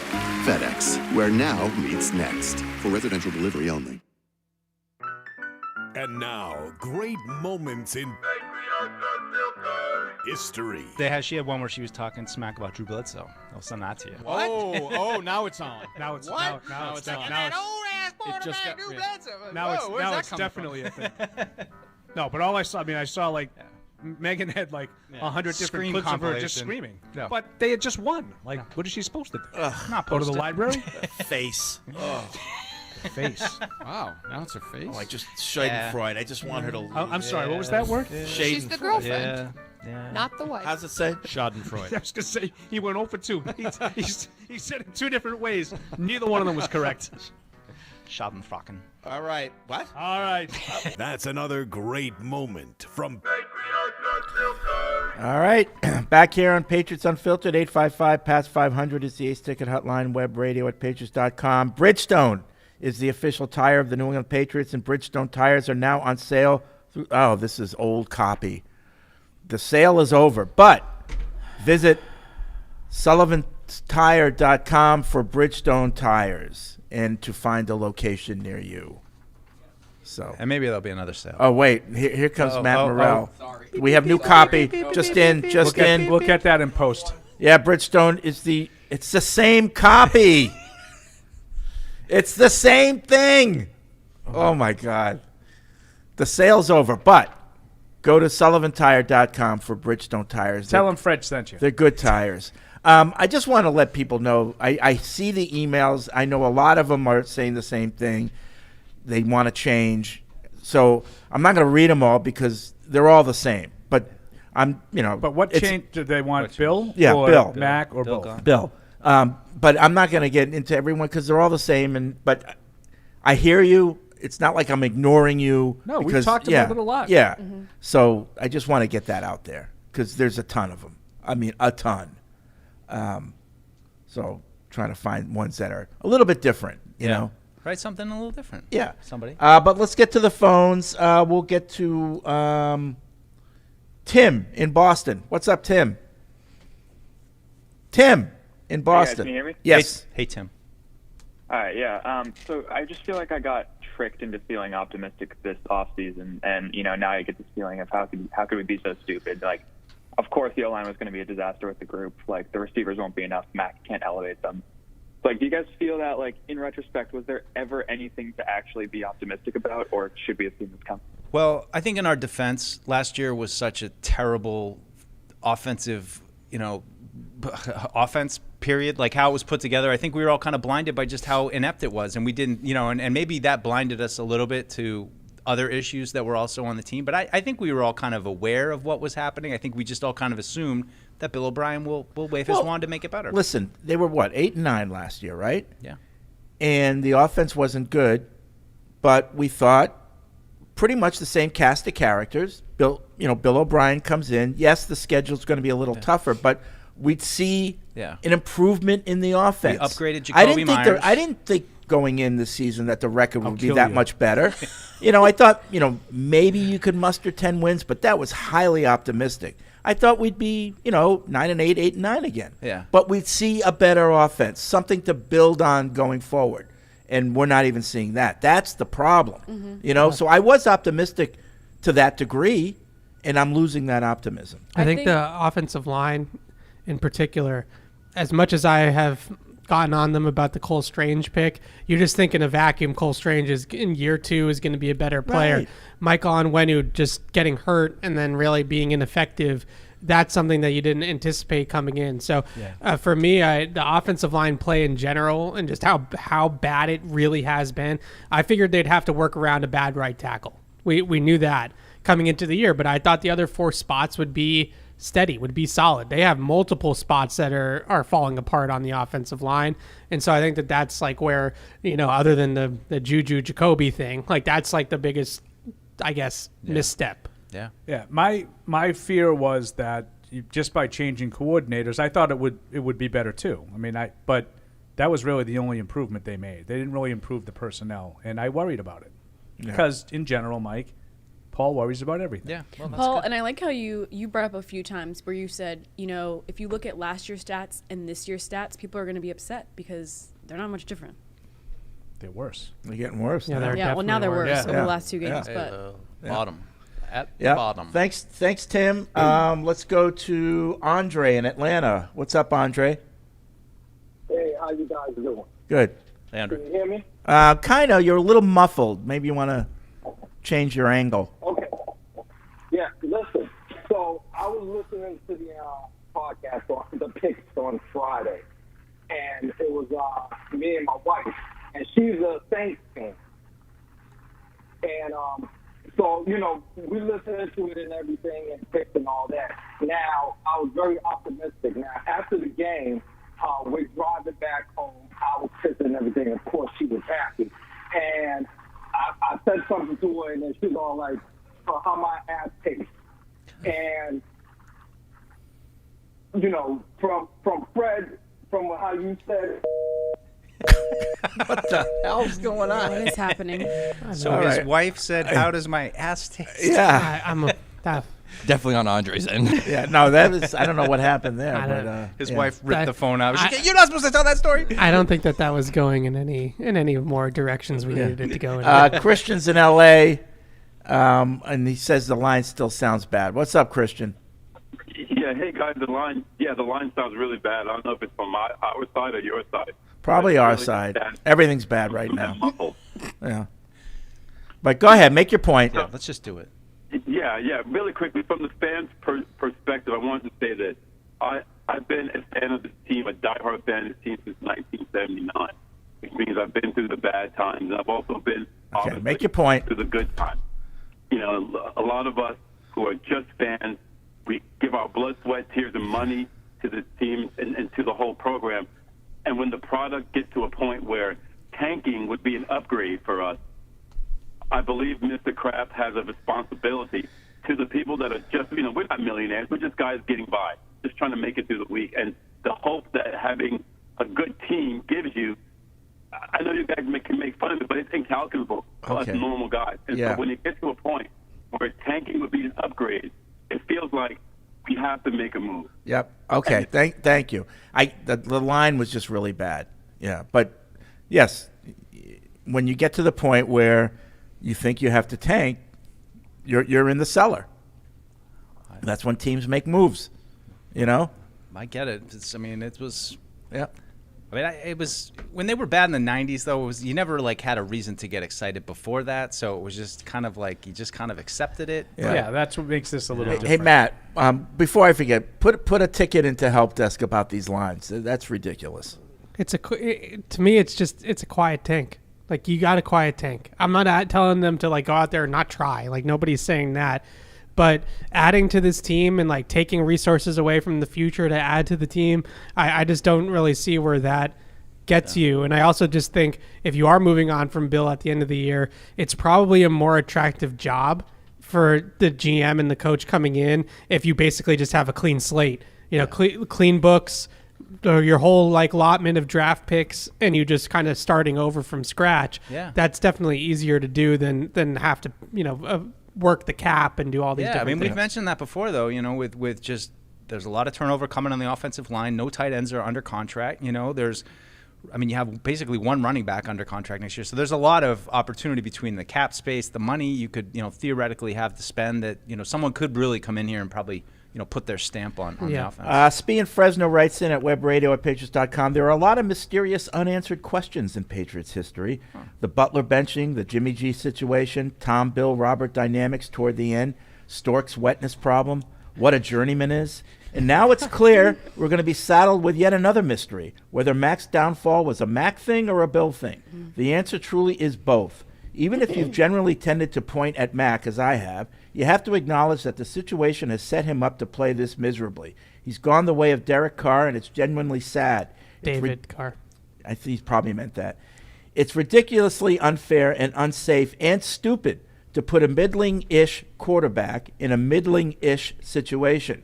Together, they're less than the sum of their parts. I fart in Bill's general direction. I don't know. That's a Monty Python was thing. Very interesting. Yeah, that's a quote from Monty Python. Yeah. Anyway, it's tough when you look at it through perspective too. That like a lot of their receivers and weapons are kind of cast off from other teams. Like Parker, Miami's willing to trade him in the division. Gesicki couldn't find a role. Juju was almost out of the league. Bourne was like the fourth option in San Francisco. They're just there's nobody out there that they really are teams clamoring for them It's everybody's leftovers piled onto one team. Yeah, except for the guys you drafted like Ramondre that you thought were good and just haven't really been able to get going. I just feel like the overall talent evaluation of the skill players specifically on offense, you did take a receiver in the second round last year. And maybe Tyquan Thornton is going to come back and he's going to be a better player than he was as a rookie, but it didn't look so hot as a rookie, granted in an offense that we all agree was a mess. But you could have had a lot of good receivers last year in the draft that would have been better players than him. You can talk about evaluating Juju, evaluating Gesicki, those guys on a pro level. Did you really think that those guys were going to move the needle? I don't think all of us felt the same of okay, well, it's kind of the same talent level and there's really still no number one. There's really no game changer or coverage tilter in this offense still. And that's basically what it's been. And I wonder, is that fixable? Is it fixable to improve the evaluation of offensive talent? Yeah. I think it's fixable if the person in charge is willing to listen to the people who scout these people. I'm wondering, Matt Groh and them. I'm with you. So you think Matt but who was Tyquan Thornton was not a Bill pick. Tyquan Thornton is 175 pounds soaking wet. The priorities for the Patriots in the passing game. Julian Edelman was on with Colin Cowherd yesterday, and he said, "Get open, catch the ball, and run block." So he doesn't check probably one of their biggest boxes. I'm still concerned that I don't think it's the scouting department. I think it's Bill. I don't see Bill. I don't see N'Keal Harry. I could see that being all Bill. Tyquan Thornton. I don't see how his profile projects to what Bill would be looking for. Especially when Matt Groh says if you want a faster team, draft fast players. And that's what they did. They did. Well, if that's the case, and if it was a mistake on the scouting team, then you might need to start fresh there too when you bring in. Well, I don't think there's any question you need to start fresh there. You said it. Yeah. But the part with Bill, to me, it's less about the evaluation as it is how he wants to play. And I have that stuck in my head. And until someone proves it differently, I think he wants to play 17, 13 games, leaning on defense and special teams and running the ball and not. Yeah, I don't think he respects the way the game is played now. I don't think he thinks that's real football. Yeah, and he doesn't want to win that way. You've heard railing against the win. Yeah. He's railing against the forward pass. Not so much the forward pass as the Madden offense. I know. But in 07, why? You got because he was on an FU tour. But wouldn't you be excited about where the NFL is right now? Jalen Hurts is fun to watch. Mahomes is fun to watch. These dual threat quarterbacks are so fun to watch. They're also immensely talented. Who's fun to watch is San Francisco. I mean, I just enjoy watching San Francisco because it's so. Those two linebackers, they scare me. They're awesome. I mean, and they just have they're creative. The top of the five weapons where it's you can do so much and you cover everybody. And all of a sudden, Kyle Juszczyk is out there. But it doesn't have to be a big. It's not just one guy. It's the way they've built their team, they're the model franchise right now. And I don't know, I was laughing the other night though. I was thinking they're going, oh man, Kyle Shanahan's lucky Brock Purdy came around so we can make Kyle Shanahan, And I love that they're getting Debo back into the running game a little bit. I love that. There's so many problems to deal with. It's insane to think like, hey, they almost had Mac Jones, but I'm wondering if Mac Jones in that same spot would look the same As Brock Purdy? I don't think so. I think it'd be close. I think he'd be better, but not as good. I think Purdy might be a diamond in the rough. Look at his record. It's undeniable. But I think long term, we could be talking about a Hall of Famer.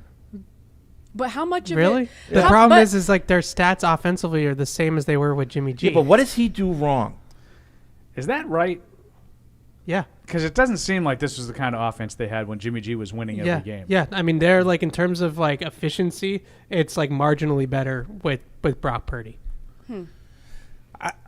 Okay, but I don't I'll see trust him. you. Now, I'll also say that Jimmy didn't have McCaffrey. Right.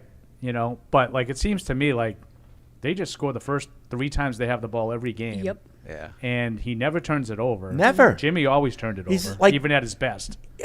He is Mr. Efficiency. But you're telling me he isn't? No, I'm telling you, he's one of the most efficient quarterbacks in the league, and so is Jimmy in that offense. And that's just the offense is incredible. Like they not every single button, box to check, like offensive line, receivers, scheme, like they have it all. Yeah. They have literally everything that you could possibly want. They have so many good receivers that they can't even get them all on the field. But for a guy to just come in the league like he did, I mean, Jimmy had 3-4 years to just watch. He just came in and just started winning from the get-go. I don't know. He might have that special thing. It's just such an interesting contrast after spending so many arguments of Bill and Tom and who got the credit and all that, and and you have to respect what Purdy's doing, but it also just illustrates like when you have a right quarterback, but he's really surrounded with talent that we don't even know how good Brock Purdy really is, just because everybody around him's so good. And we don't know how good Mac could be. We honestly don't. No, I think that's we still honestly true. don't. That's still In true. all fairness, I feel like I'm on my Twitter feed now. Yeah, I feel like so. It's never his fault. I feel like if I you, didn't. No, I know you did not yeah. just.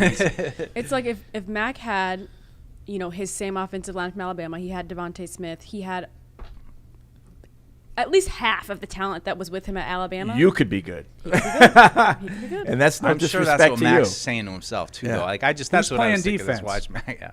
Because I'm not convinced that if he had all of that, he'd be great. Because I think part of it is the defense. And they have played good defenses in the early going. That's one thing that I'll give Mac. I mean, Dallas is good defensively. New Orleans is good defensively. The Jets are not only good defensively, they know you inside and out because they've played you so many times. Yeah. Like, they've played against good defenses, too.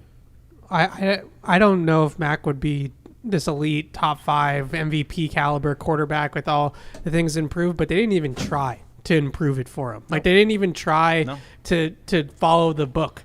And the book is like so clear. It's every single young quarterback, they're following the same script in this league, and all those guys are playing well for the most part, following the same script. Like you draft the quarterback, and then you throw every single big time resource that you have at the talent around him on the offense. And every single quarterback that's had that luxury, Tua, Hurts, Josh Allen, like you can just go down the list of guys that when they load up on offense around the quarterback, it has benefited all of those guys, and they just haven't done that. They've completely neglected it. Just where I include the part Except for about Juju. Brock Purdy that I played against his father in college. Oh, really? Oh, Really? Mr. Purdy? Wow. Sean. Purdy.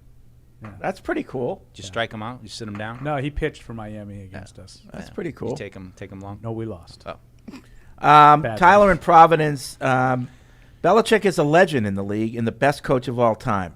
But it's starting to feel like he is quiet quitting the position as head coach. His replacement plan for Brady was a washed Cam Newton. His drafting since then included a mediocre guard in the first round from a lower-tier school, a second-rounder with less meat in his bones than a lobster roll, and multiple kickers. He even traded down when Christian Gonzalez was on the board but had to take him so it wasn't too obvious what he was doing. The team also is coming out flat each week and doesn't seem prepared to play.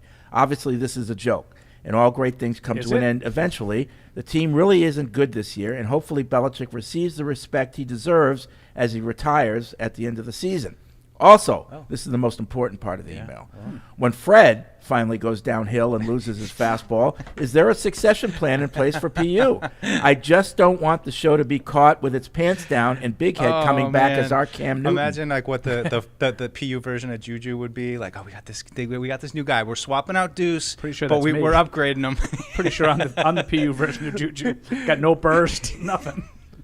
I know the emailer was like tongue in cheek about the quiet quitting thing, but I know your shows are big on this, Paul. Like, is he putting as much effort into it as he used to? I wouldn't blame him for it, right? Like, he's 70 years old, but is he on the stuff that he used to be on? Is he in here all day and all night grinding film and like Coco's pills? You mean? Or no, I got to give credit to a friend of the show, Boston Cream, who coined Belichicked out, which I thought was kind of funny. Yeah. I don't know the answer to that. No. But anecdotally, you look at the days off and stuff during we don't need all the OTAs. Well, we're gonna have a day off. I think some of it is CBA related, that we still don't really understand all the different minutia that's involved with that. But that's what people point to when they say he's not as invested as he once was. Yeah, I think that's baloney. Okay. Alex in Concord, just want to say, long-time listener to the show, I'm sad to hear the optimism out of Fred, who has always been so high on the Patriots no matter what. I think he means the lack of optimism. Right. However, I found something to be happy about this weekend during the game. It was about halfway through the third quarter when I decided to leave and go grocery shopping with my spouse. I found the holy grail, soap with a slot.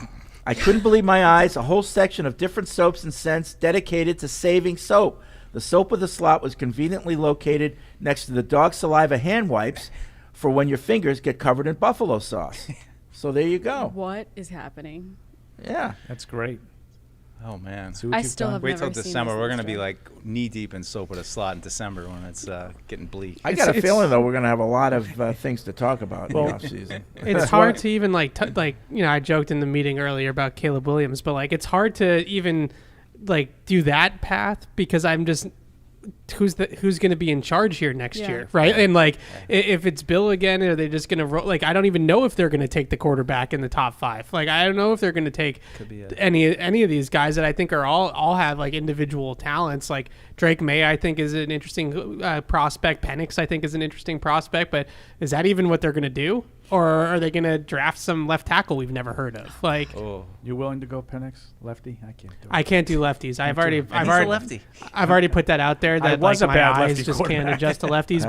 But Penix is a gamer. I mean, that guy's got a No, cannon. he's good. And he's a He's good also player. been in college 12 years, but he's good. He is That very would be good. painful if they decided to keep Mac Jones and drafted a left tackle that I have to Google your school. The Google your school thing, yes, but I mean, you can't replace the whole team next season, and that's why unless you could maybe get one of those top 2 quarterbacks, I do wonder if it's better spent on a left tackle of the future, and finally maybe put some pieces around Mac for his last year or two. If it's Bill running the ship, they're definitely going to trade down. If they have a pick that's that valuable at the top of the draft, they'll trade down and to get 17 picks out of it, and then they'll take some left tackle or something like that. And that's why I'm not going to go here and be like Caleb Williams, Drake May, which one do I? Because we're not there yet, really. 5 weeks into the season, but B, I just don't even know if that's the path they're going to take. Like what I've seen from Will Greer, Fred. Oh my gosh. Steve in Nelson, New Zealand. Question that needs to be asked of our GOAT of a head coach, and for it to have the right impact, we need a sacrificial lamb. Oh. Now, it can't be the ladies, Alex or Tamara, because Bill is too much of an old school gent, would never get mad at a lady. It can't be Evan, because he's the next OC, and Bill respects his football IQ. No, he doesn't. It can't be Paul, because we all know Bill has a man crush on Paul. So it has to be the babyface king of sneaky snark, Mike. Oh, I got to jump on the grenade. What is it? The question that Mike has to pose to Bill, and please don't let him off the hook, is, Bill, in what ways do you feel football has changed in the last 20 years from an offensive point of view? Now, if delivered in the right tone, our GOAT head coach will, of course, read the undercurrent to the question and wax lyrically about how football should be played and that pounding the ball is the way forward. Just do your job, Mike, and ask that question. Well, I don't know. I'm just kind of focused on the Raiders. Yeah. And there it is. Yeah. Yeah. At first, was I thought so you had good. something caught in your throat. That was so Hate good, Paul. microphones. Kyle, he used to be in Korea, South, but I'm not sure if he's still there. Hopefully but he's down anyway, in North now. Yeah, he doesn't say. that'd be Maybe he unfortunate. moved back. I know it's still early in the season and also still early in Mac's career, but I'll ask anyway. This one is for the grizzled vets, Fred and Paul. Fred, rank the Patriots starting quarterbacks in your lifetime and stop when you get to Mac Jones. And Paul, rank the worst Patriots team ever and stop when you get to this one. Oh, this one's not even close. Yeah, I mean, I might change that at the end, by Right, the end of yet. the year. But like the Rod Rust year to me is. And can I eliminate all the '60s and early '70s that I was never? I never shouldn't. Saw. No. But I don't. Oh, I don't you haven't have any seen 'em. idea. Right, That they right. were. I started basically in '76, and they went 11-3. So Yeah. I was like you. I started watching the team when they went Ah. good. But the Rod Rust year was what 1990. I think They went so. 1-15. They had a Coach Mack year that they went 2-14. Those would be my two that I would start with. Talk about no talent. I mean, 2000, Belichick's 2000 team had no talent. And then rank the quarterbacks. Obviously, it's Brady and then Bledsoe. That's 1 and 2. Right. No doubt about that. Then I would probably go Grogan. wow. Well, Grogan had his stint, but like, if you just think about it, was Eason a better QB? I don't think so. No. No, I think you could probably make an argument for it, but I wouldn't. I would say Grogan was better. Okay. Some people think Grogan was better than Bledsoe, which is, Well, come on. Yeah. you know, some You wanna people get- like interceptions. I don't know what to tell you. Was okay? There's Was a lot of excitement in that. Mac Jones or Tony Eason? Mac Jones or Tony Eason? Okay. Start us So we haven't got to Mac yet. You putting Grogan over Mac? Oh, yes. Okay. So Matt this Castle? Mac Castle over Mac. He could run. It's only 1 year, though. Cameron Newton.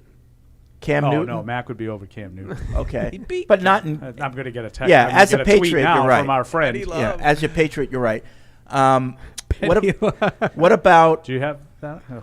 what We all about did. in the few starts that he had Scott Zolak in Mac Jones? Oh. Did Zoe play more games than just like those? Like, how many games did he start? I think it was just like four. I think I got Zoe. Like, Zoe beat San Francisco that year. It was a big win for Pete Carroll. I remember that. That was a huge We win. did the PFW cover with the Z. Yeah, tell them.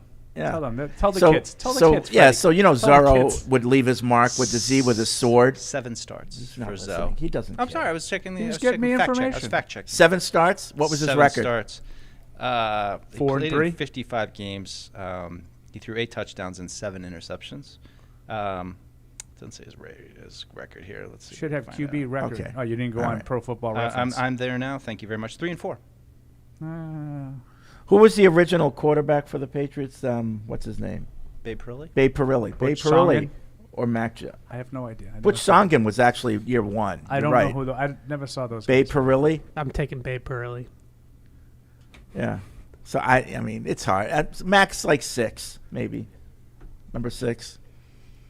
I just As wish of that right they'd now. gi- I Is he wish they behind had Jim given him Plunkett? a real shot at it. Oh, Jim Plunkett. I forgot about Jim Plunkett. That's old career Jim, right? Like late Yeah, it's career Jim- pre- Oh no, Raiders. he got drafted here. Oh, And so then he early. went to the Raiders okay, and won I Super couldn't Bowls. remember which We order. it traded was him in. for a Yeah. boatload of picks. Yeah. What about Jim Plunkett would be the guy that you want to point to if you're a Mac Jones supporter, because Jim Plunkett was drafted number 1 overall, came in, had no protection, the team was awful, ran around for his life, got killed, and everybody said Bust. he stinks. Right. He's in the Hall of Fame. And then he went to the Raiders and won 2 Super Bowls. What are the odds that he finds a new home? Jim Plunkett? No, Mac Jones. That's a good question. Lo- Like, what locally? is his future in the NFL if the Patriots jettison him? I backup quarterback? I think somebody will sign him, not as their starter, and it'll Yeah. be up to him. Yeah, Jacoby Brissett. How would you stack him up against? I mean, I know Jacoby Brissett was here briefly, but Better but than- he's gone on better to than a career. Jacoby. Better than Brissett. Jacoby Brissett, but like Baker Mayfield. Yeah. Like where Right now. someone who gets stuck when the music stops and they don't have a chair. Yeah, and they. Oh, Baker Mac. Mayfield. And look what's happening. He's- I mean, I don't think he's Good played. for Baker too. I don't think he's played great, for the but, I but predicted Tampa's him. played well. Yeah. I just wish that they had given Mac a fair chance. Like maybe we ended up at this spot regardless, but like if they had really done it the right way and not saddled him with Patricia and not neglected the offense from a supporting cast standpoint, and had done the Miami plan, had done the Philly plan, like it just had done it the right way, like what would it have looked like? I'm not saying it would have looked better. I'm not saying I'm not judging that. I'm just saying that from a fan's perspective, I wish we had seen that version of this movie instead of the way That's fair, it's gone. because then it would have been just like up to him, and there would have been no excuses to be like, there well, he would had have been. this and that. There was a great argument with Dan Orlovsky and Rex Ryan yesterday. About that. Orlovsky said, "You don't think that if you put Mac Jones in for Brock Purdy, it will look exactly the same?" And I thought Rex Ryan was going to fall off his chair. Right? He's like, "Are you serious?" And they were like, "Oh, you're just saying that now?" And Rex Ryan, he goes, "Yeah, corrected I said him. it when he was a rookie. I said he had a pea shooter for an arm when he was a rookie." And they're like, "Yeah, you're right. You did say that." You did say that, Jim. Yeah. Mike in Duval says, Fred, I respect your football knowledge, your wit, your insight, but from working in the organization for as long as you have, you really are an asset. But please recuse yourself from the following question. I think you're too close to the forest to see from through the trees. Everyone else. You don't know from the trees. Everyone else. Is it fair to say that Bill is perhaps one of, if not the greatest defensive mind / defensive coach in the league has ever seen? But maybe, just maybe, the notion that he is the GOAT coach is a bridge too far. When he and Tom were together, they were considered the greatest to ever do it at their respective positions. When Tom left, his greatness was still very much on display. It has been for 4 years since then. Has Bill's? If the answer is no, if he is really the GOAT coach, shouldn't there have been at least a modicum of his greatness as a head coach without the other GOAT? Sure. So shouldn't there, I get what he's saying. I get what he's saying, but I just also think, like, why does the last 5 years have to be a reflection on the previous 30 years? Like, is it possible that some bad decisions were made and, he this isn't, all along he's been actually just a terrible coach and, he just, like, and I also just, like, why do we have to rank coaches? Like, what's your greatest coach of all time? Like, what makes a great coach? I don't know. It's like a really nebulous thing, and I don't really care about like who the greatest coach is. I think they're all good. I think he's a really good coach. He's a Hall of Famer. I'm with you on this part of it. Like, who cares? No listicles? List them wherever you want to list them. I don't know what difference it makes. You guys are supposed to be young and hip. That's what you're supposed to do on the internet now. Make a list. Do lists on your own time. I mean, I think it's fun with players because you have stats and you have games and but it's like no one knows for sure what a coach does. Like you're just kind of you're kind of there standing on the sidelines as your teams do well or don't do well, and then you infer how much impact they did or did not have. Yeah, I used to say to Fred all the time, like, why, people would get upset, like, when the various scandals would come up, like, well, this is going to spoil the legacy. Why would you care? Like, I'm not saying it's a good thing as a Patriots fan to have those things, but I'm saying if you think Bill Belichick is the greatest coach of all time and someone else doesn't, why would that bother you? Like, significantly, like where you're sort of losing sleep over right, it. like you demand that Kansas City Chiefs fans acknowledge that your coach is and at the best. same time, if someone tells you I think Andy Reid is better because I feel like he's had more success with various quarterbacks than Bill, why would that bother you? Mm-hmm. Like, you think Bill Belichick is the greatest coach, have some, like, strengthen your conviction and just go with it. I do wonder with some of these people, though, that have seemingly so much, like, angst and anger towards Bill Belichick. Like, will they be supportive of him when, like, nice things are done for him, like in retirement, and they do, they, like, you know what I mean? Yes. Like, all of a sudden, these people that, are just, like, cannot stop being mad at Bill Belichick for everything that he's done to their football team. Like, will they'll all of a sudden be out there As for the one of Hall them, of Fame? yes. It's like, great, it was amazing, even though Because for 5 years you're I gonna did get a nothing but different curse bill. you. You're going to get a different bill. Right. Oh, yeah. You'll get the, get the top 100 when bill. When they're putting a statue of Bill in the plaza, he's going to come with a big smile on his face, and he's going to thank the fans for all the support. Like, remember the last game at Foxborough Stadium, Freddie? Yeah. Bill was like, it was like he was hosting a party. Oh, like, yeah, they were thank you for coming. I'm high-fiving. high-fiving people. It was a whole different Belichick, and that's what you'll Parcheesi get. in the back. Oh, speaking as somebody that is Ted in that and Annette boat, Fleming. like, thanks for all you done. goodbye. I'll see you at the Hall of Fame ceremony, and I'll be there to thank you for everything that you did. Yeah. You know, like it's nothing to do with the past. Yeah. Like it's not like bitter. Like That's why that. I like listening more to players talk about what makes him a good coach than, just our outside perspective of, well, he won that game and this team was bad. No. And this, like, And it's I hard do to- listen to, I think some of it is hyperbole, but I do listen to when players say, I was on 3 different teams and nowhere was the level of preparation or attention to detail ever. Or how he taught. Approaching what they did here. I'll never get when he first came here as a defensive guy under Parcells, and Lawyer Malloy during training camp said, this guy's a genius. He makes it so easy to understand the defense. He makes it so easy, and I'll never forget that, and since then, you've heard guys say he's an amazing teacher. You don't see that part, and that's too bad. I would love to. We've asked to mic him up during practice and everything like that, and we never get it. But it would be so great for fans to see how he teaches the game in the moment on the field. The little things that he, we see him talking to guys, but we don't know what he's saying. That's the stuff as a fan I ate up. Is just Slants and in-cuts. listening to him talk to players on the field or standing in front of them. Without the kind of the whatever you want governor he puts on when he's talking to the press because he doesn't want to say anything that's going to set off anything.